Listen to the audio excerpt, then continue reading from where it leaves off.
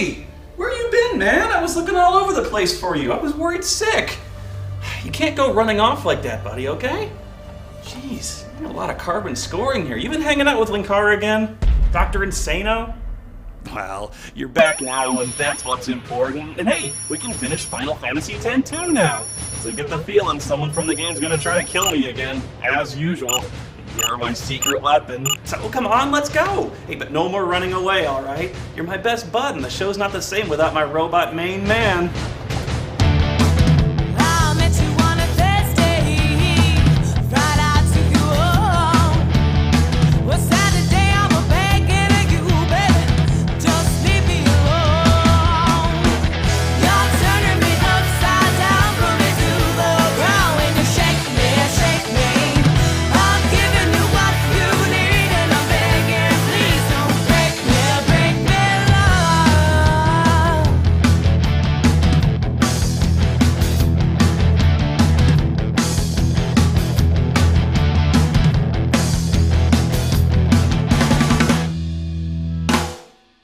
Okay, so after beating LeBlanc and her goons for, what, the 10th time, you finally get both halves of the broken sphere. And for the first time ever, the Gullwings finally discover a sphere that has something mildly informative on it!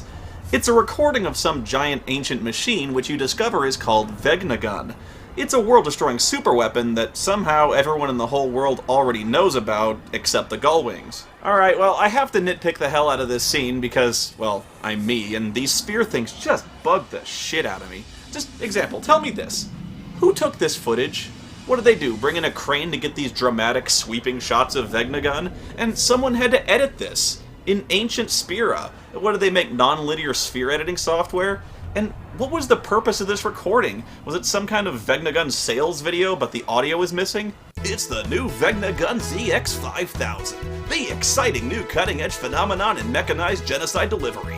Is another sovereign nation accusing you of saber-rattling or questioning the size of your mighty majestic penis?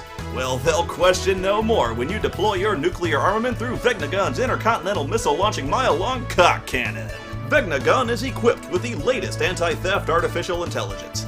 Vegnagun is quick, nimble, and more responsive than any other walking terror mecha thanks to its new, innovative musical keyboard interface. It's the miracle pipe organ technology that makes this superweapon possible.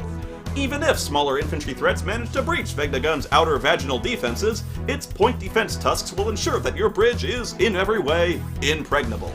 If anyone uses that thing, Spira is done for. But it's a machina!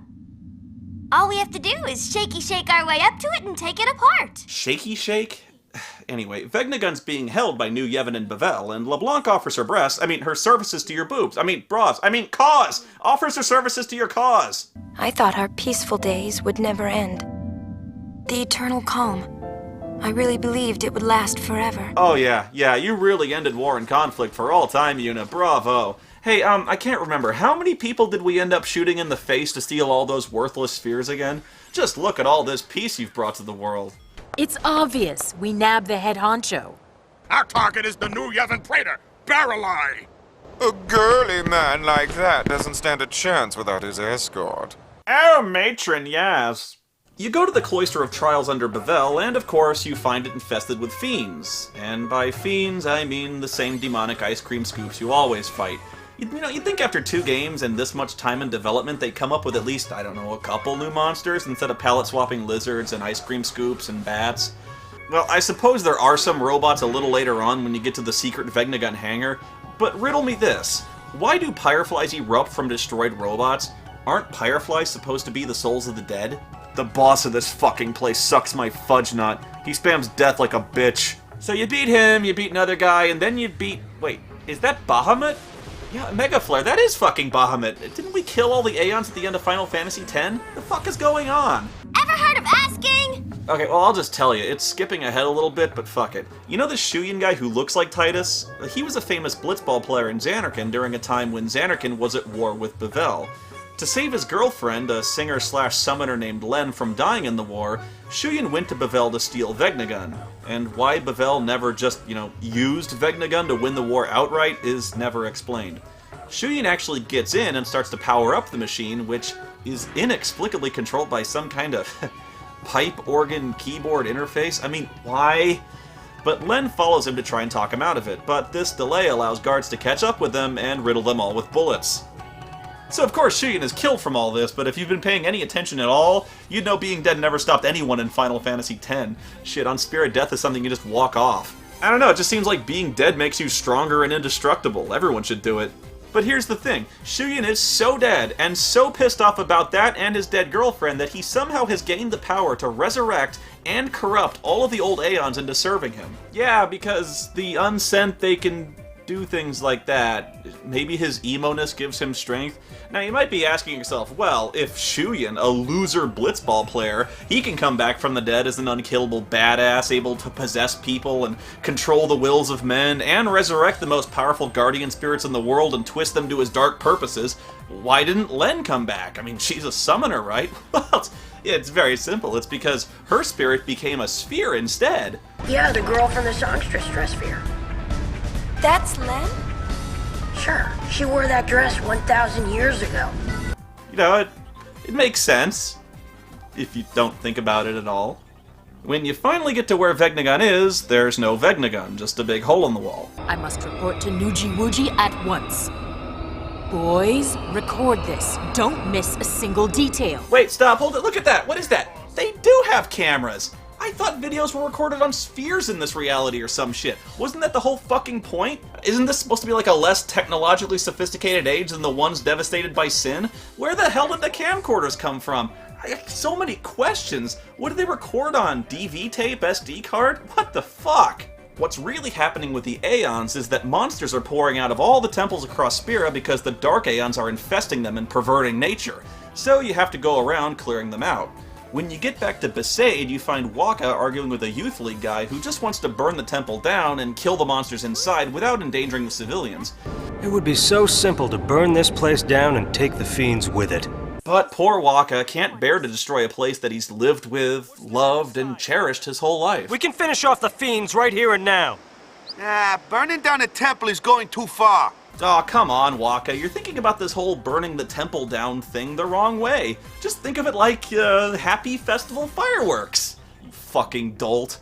And that raises an interesting thought. Why are people so attached to these fucking buildings? They were built to honor a false god responsible for the deaths of billions. It'd be like having a Hitler building in your hometown.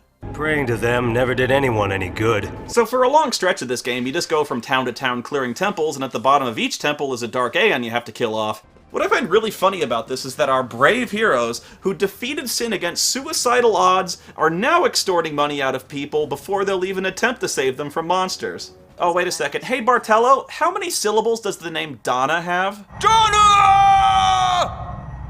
Huh, so about 6 then. Yeah, interesting.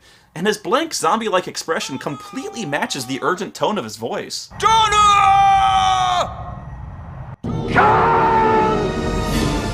Anyway, at the bottom of one of the temples you fight another Aeon, and during the battle, Yuna's knocked into one of the infinite holes. Ah, you can hear me. This is the construct. It's our loading program. After falling forever, it seems, she awakens in a green field, surrounded by flowers, with the sun on her face. Do not be troubled, for you are in Elysium, and you're already dead! And she meets a guy she saw in the sphere who looks exactly like Titus. I looked for you for so long. While I wandered, I realized something. Spira hasn't really changed at all. Everyone's still fighting over nothing, still dying like they used to. Vegnagun will make that all go away. You know, is it just me, or do none of the villains' plans in any of the Final Fantasy games make any fucking sense? And they all basically boil down to the same fundamental concept, that the world is full of pain and suffering and disappointment, and the only way to stop people from suffering is to kill them. Guys like Kefka were just gibbering insane, at least, who just wanted to watch the world burn, and I guess Sephiroth kind of had more of a plan in that he wanted to become a god or see his alien mom or something, but geez, Shuyin comes off like a complete crybaby. I'm sick of all the violence and hate in the world, so I'm gonna violently hate-fuck the world in half with my Doomsday Weapon's mile-long cock gun. Yuna talks to Shuyin for a while, and instead of making plans for coffee or a movie later, he tells her he's so happy to see her again, he's gonna blow her up along with the rest of the world with Vegnagun. I mean, dude, seriously, you really don't have that much of a reason to be upset anymore, because your dead girlfriend that you were so sad about, she's right there. So, you lack what we call motivation. Your priority's a little out of whack. So Shuyin bugs off, and Yuna stays in this weird dimension until she's just sort of not anymore, and she gets out to explain her story to the other ladies. Then, huh? Yeah, the girl from the songstress dress sphere. Okay, so when Shuyin dies, his emo-ness rises from the grave to gain enough power to threaten the entire world, and when Len, a summoner, dies, she goes on to haunt a dress sphere? How is that fair? And if Len wore Yuna's dress, who wore Riku's songstress dress, or Payne's female Elvis jumpsuit, or was Len just freaky like that? I hate to interrupt, but Spear's falling apart with its leaders missing. Check the comm spheres and see. Oh yeah, things look absolutely batshit right now. Oh god, look at the carnage. Oh, the humanity. Yuna gets on the radio to get updates from around the world, from Waka, Donna, the Youth League, etc. It seems the leaders of both the major political factions of Spira, the Youth League and New Yevon, have gone missing. They're both planning sneak attacks on each other since their leadership structures are destabilized, and they both see an opportunity for victory. Looks like Nuge and Barreleye still haven't come back. And now Gipple's vanished too. And Vegnagun's on the loose. You can bet Shuyin's controlling that thing. I changed my mind. I want to do something. Nuge asked me to help, and that's what I'll do.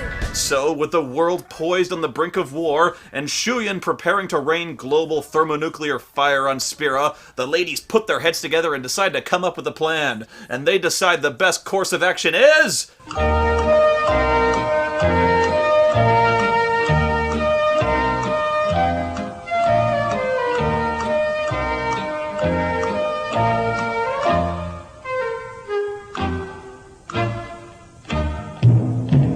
Sing campfire songs? Oh! To hold a concert! All of Spira will be the captive of Yuna singing and dancing. A concert! A concert. You know, one would think after the discussion we just had, specifically addressing the causes of the coming war, they might decide to do something a little more proactive, like, I don't know, finding and rescuing the missing faction leaders. Maybe that might have more of a lasting impact on people than Yuna's shitty J-pop, but regardless of whether or not you really believe a concert is going to diffuse all of these intricate socio-political tensions, isn't all this speculation rather pointless in the face of the looming apocalypse brought on by fucking Vegnacock? No, I'm being serious here. Shuyin fucking hijacked a doomsday machine, and Yuna's plan is to hold a concert. How is it fucking possible that this fucking guy, is the sensible one and brings up the only viable plan of destroying Vegnagun, which you'd think would be priority number one with a fucking bullet, and that plan is shot down to hold a fucking concert? This isn't a Final Fantasy game. It's the ending to Empire Records. This concert bullshit might have saved Arnold's in an episode of fucking Happy Days, but somehow I kinda doubt that it's gonna solve the geopolitical issues of an entire fucking planet. If I want to use music to unite the world in peace and harmony, I'll stick with the Wild Stallions. So to hold the concert, you have to go find those fucking freak show musicians all over again, and please, God, don't make me push them into a fucking elevator again. Spectacularly spectacular! 'Twill be a yummy Unipalooza indeed! 'Twill go down in history! Oh, I hope they really do call it Unipalooza. A minor detail, where should it be? Well, the more people we can gather together, the better. Aha! Then how about the Thunder Plains? Yes! You could practically pack a plethora of people in that place. What, you mean that place you literally can't go 3 steps without getting fatally struck by lightning? Oh yeah, I like that. Let's fill that with thousands of people in a tightly packed mob, and then put Yuna on an enormous steel stage surrounded by electronic equipment. What the fuck is wrong with you? I'm just saying, this is what happens when these people book your concert! Advertising is our specialty. Okay, I know, I don't mean to harp on this because really the point is basically meaningless, but if you just stop and think for a second, none of this makes any sense. Yeah, let's hold a concert on the fucking Thunder Plains, one of the most fundamentally dangerous environments on all of Spira, because God knows there's not a single wide open stretch of land anywhere on Spira where we can hold a concert. Oh, right, yeah. That huge wide open completely safe field, whoops. Oh, and guess what? That area has concession vendors already established. Or what about the wide-open Blitzball Amphitheater? Or here's a thought, how about the concert hall you just showed us having a concert in at the beginning of the fucking game? But what are you gonna sing?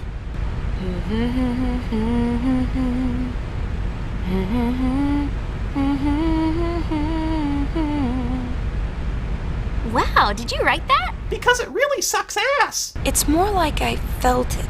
I can hear it echoing inside me. You mean to tell me that she's about to give a concert in front of the entire world's population and she doesn't have any songs prepared? Oh geez, this concert is going to eat. Strap in, folks. Prepare yourselves for some more bubbly, meaningless J-pop. I know that you're hiding things, using gentle words to shelter me. Your words were like a dream, but dreams could never fool me, not that easily. Shouting might have been the answer. What if I'd cried my eyes out and begged you not to depart? But now I'm not afraid to say what's in my heart. 'Cause 1,000 words call out through the ages, they'll fly to you. Even though I can see, I know they're reaching you. Suspended on silver wings.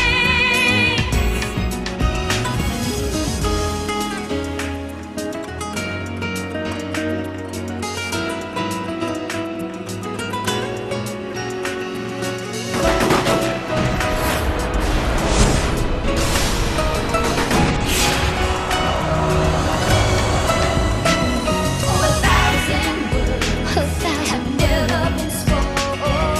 Fly to you, they'll carry you into my arms. Suspended on silver wings. And 1,000 words call out through the ages. Oh yeah. Lord of the lonely is to only day, they'll hold you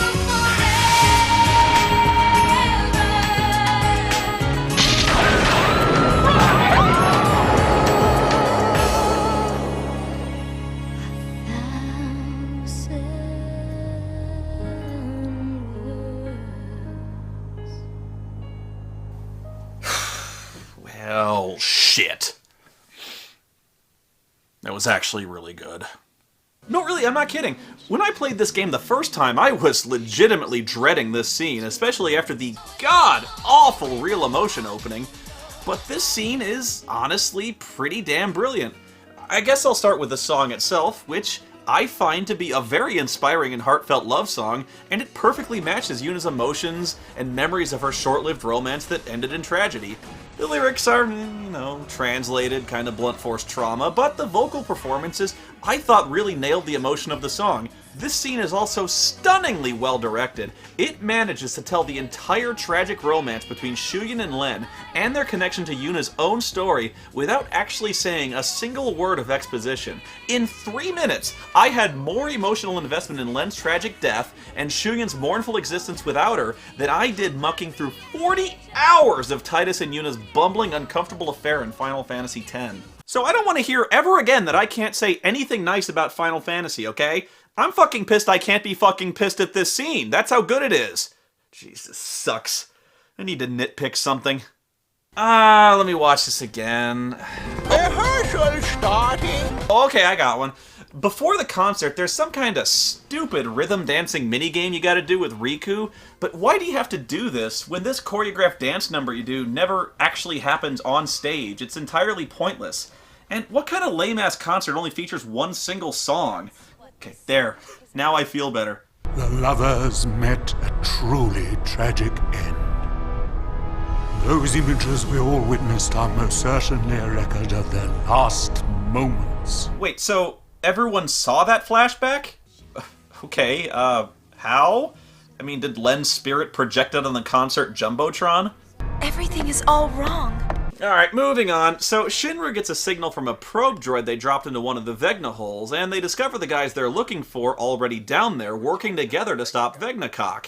Never knew these guys were that badass, but now that Yuna's once again united the world in song, that means the rescue mission can finally start. Inconceivable! You keep using the word. I don't think it means what you think it means. We know Vegnagun is in the deepest reaches of the far plane. The only way in is to jump into one of those holes. Yeah, but which one? Who cares? We just pick a hole and dive!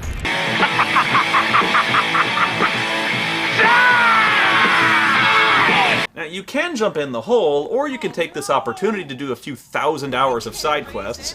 Probably the best one to do is to help this guy Klasko start a chocobo farm, because the payoff is he gives you the Alchemist Dress Sphere. And as soon as you can go Alchemist, the game is basically over, because that class allows you to pull an infinite number of Mega Potions straight out of your ass to heal 2,000 hit points for free whenever you want. You're basically immortal once that happens, and combined with the Samurai class, which allows instant KOs of every standard enemy, leveling up barely requires looking at the screen. And you'll notice that most of the advanced dress spheres can be pretty easily manipulated to completely destroy the main storyline quest. I also took this time and went back to Besaid because I made enough money to finally buy that incredibly expensive item from the beginning of the game, but guess what? When you get there, someone's already bought it! And this lady's still working here? Shit! I think I'd close shop early and retire? Oh, and Lulu dresses her baby like a Moogle. Yeah, motherhood pretty much destroyed Lulu's gothic sexy look. Okay, back to the story. You jump down a hole and for some reason don't die. You find yourself on the Zen level from Half-Life where you fight a bunch more Aeons, including Shiva. You betrayed Shiva! You betrayed Shiva! Alright, so this part gets pretty stupid, and there's basically no good explanation for it, so you kinda gotta bear with me here. You find Nuge, yeah, I still can't believe that's really his name, and Nuge tells you that Shuyin has possessed the other guy named Barreleye and used his body to steal Vegnagun. Because apparently, Unsent can do that when they're pissed off enough. I guess it's kinda like that guy in the movie Fallen, where you can possess people and make them do evil things. But that movie was awesome, and this game doesn't really do anything with it. I don't even know why he bothers, considering Shuyin can do things just fine on his own. Dude doesn't seem to have a problem holding a sword and kicking vast amounts of ass in his spirit form, know what I'm saying? But hey, right now we're rolling with the possession thing. Nuge decides the only way to stop Shuyin is to cripple the body he possesses by shooting Barreleye a lot. Then Shuyin will need to look for a new body to inhabit, then possess Nuge, and Nuge will blow himself up with a suicide bomb. My body has already been rigged. I'm taking Shuyin with me. I don't like your plan. It sucks. Why? It kind of sounds like he put a fair amount of thought into this plan. And hey, Yuna, what were you doing when Nuge was heroically preparing to sacrifice himself to save the lives of billions?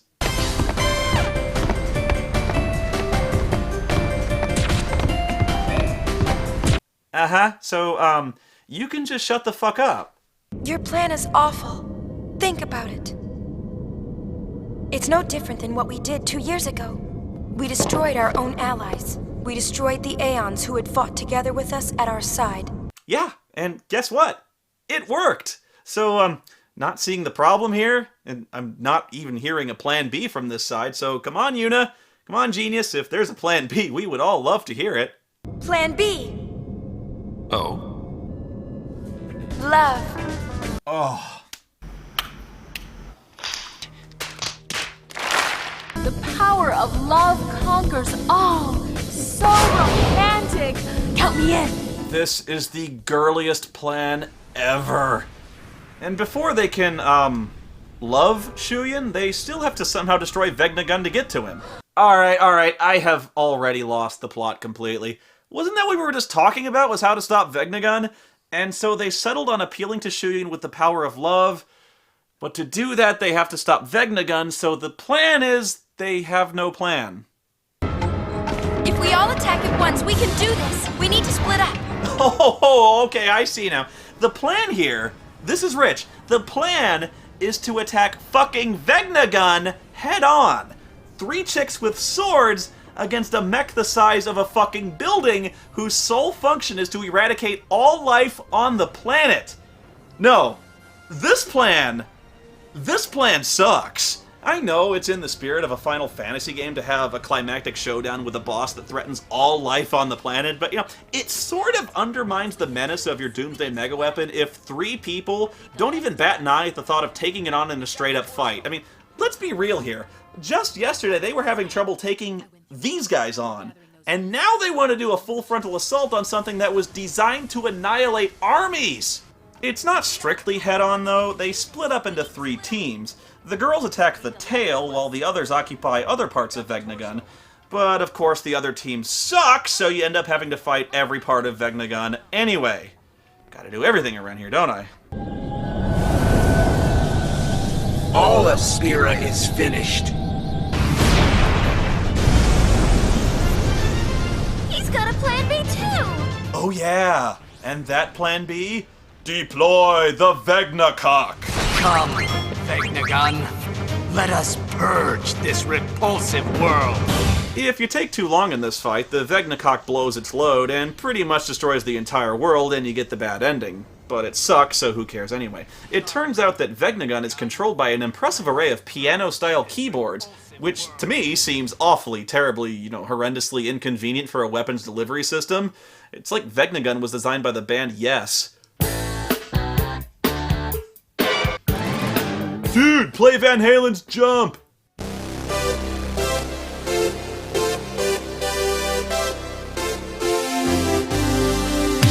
There's something I must tell you. Words left unspoken for 1,000 years. I love you. We can finally fade. Together. You are not Len! Oh, well, there you have it. So much for that love plan, huh? Good one, Yuna. Now you see the power of emo beats love every time, baby. Every time. Well, it's the final boss battle, and to this game's credit, at least Shuyin puts up a fight, unlike fucking Yu Yevon. Dude fights exactly like Titus, too, right down to his ultimate finishing move where he wrecks your shit with a blitzball. Yeah, he's got a blitzball, too. This guy's gonna conquer the world, and he carries a blitzball. We're actually meant to take this seriously. Put that crybaby to sleep! Alright, time out! No, time out, hang on. Did you guys just hear that? Not much longer now! Yes, that voice that keeps giving you advice during the last boss fight. It took me for fucking ever to figure out where I'd heard that before. Don't let up! Keep fighting! Right, and you know who that is? That's Jekt, Titus's dad. And to this, what in the hell is Jekt doing here? And this ties right into an issue I've been thinking about for years when it comes to this game, and I've never been able to find a satisfactory answer to it. It's very simple. What in the hell is the deal with Shuyin? The game makes it clear from the beginning that Titus and Shuyin are not supposed to be the same person, but they are, kind of. They are, but they're not. Shuyin was a real blitzball player in the real Zanarkand. Okay, fine, I get that part. And apparently Titus is some kind of recreation of Shuyin, a dream constructed by the Faith in Dream Zanarkand, and the Faith are like the souls of the dead or something. And the reason Titus is different is because the Faith have an imperfect memory of Shuyin, so he's close, but not quite the same. You follow me so far? That's okay. I don't think I follow me either. I mean, the way I've explained it, it kind of makes sense, but as soon as you start asking any kind of questions about this, the whole thing just falls apart. Like, how could they have such an imperfect memory of a major Zanarkand celebrity? I mean, dude played blitzball. They got his face and body exactly right, but not his name? What the hell? Not to mention, the guy almost enacted genocide with a doomsday weapon. You'd think he'd be pretty well remembered in the news.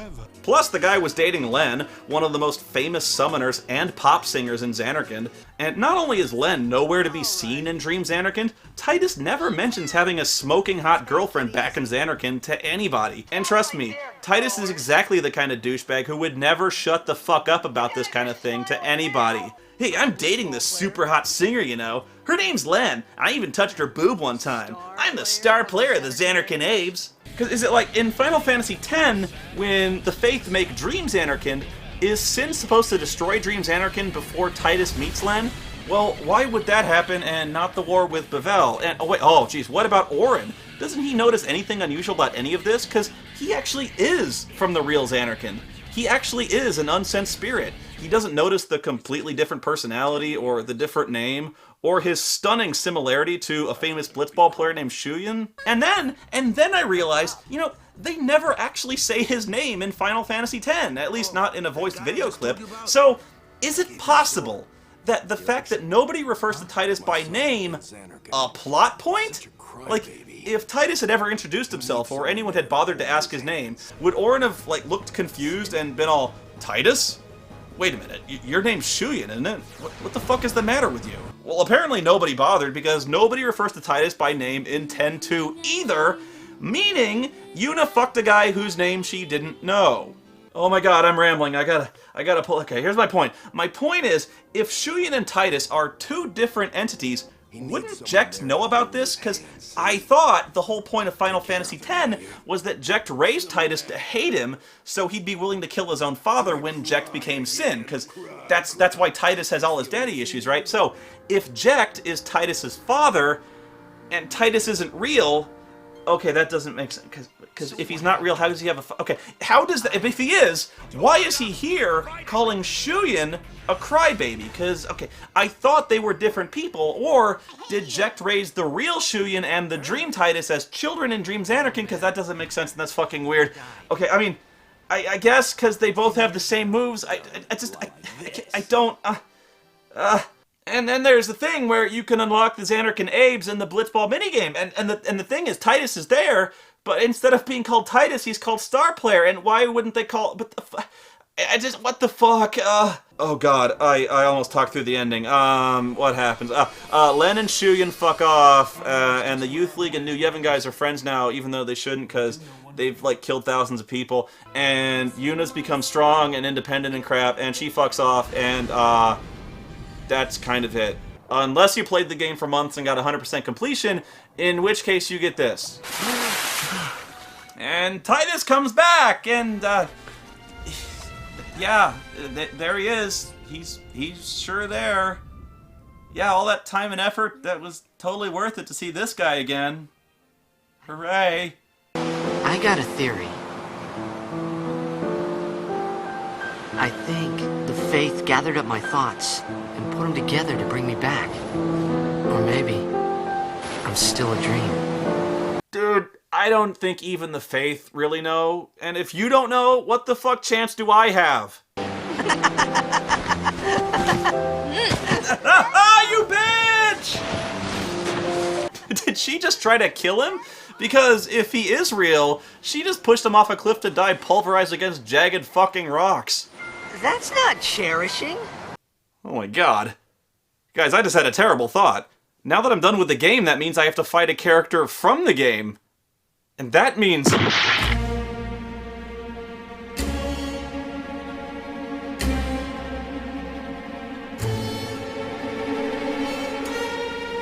Oh my god. You are the sexiest woman I've ever seen in my life. Wow!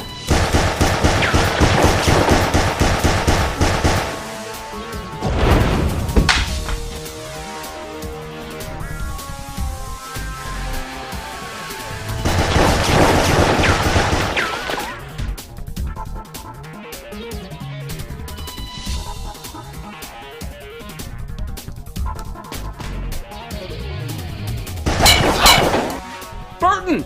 Yo, Dustbuster! Bust out the Death Ray! Well, that's just great. There goes Plan A. Oreo? Puppy! Go get help! Oreo, go get the guns in my closet! The guns! You can do it! Go!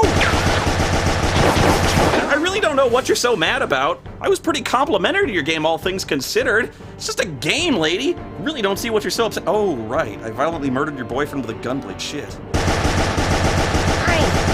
Oreo! Bring the guns!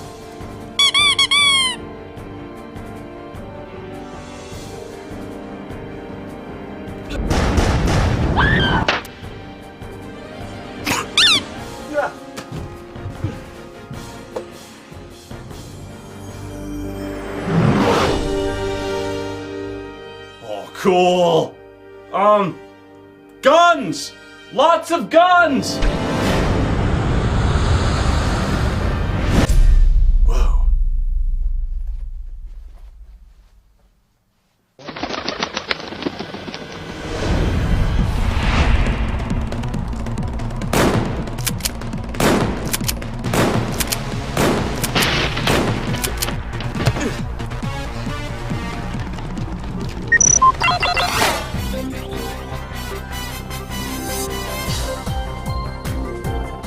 What the fuck are you gonna do? Sing me to death with that?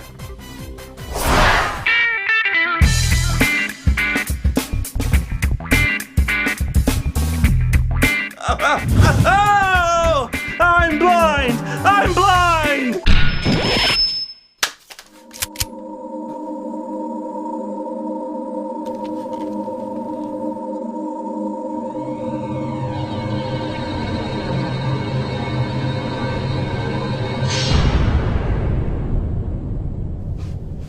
Shit!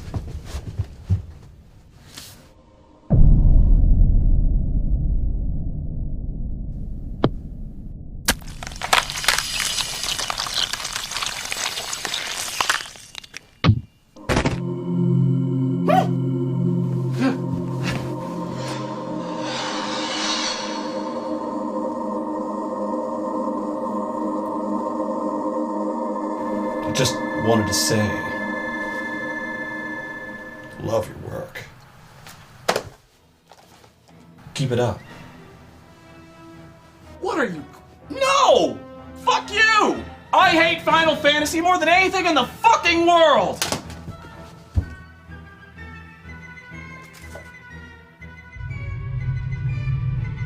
Oh yes, I know you do. I'm counting on it.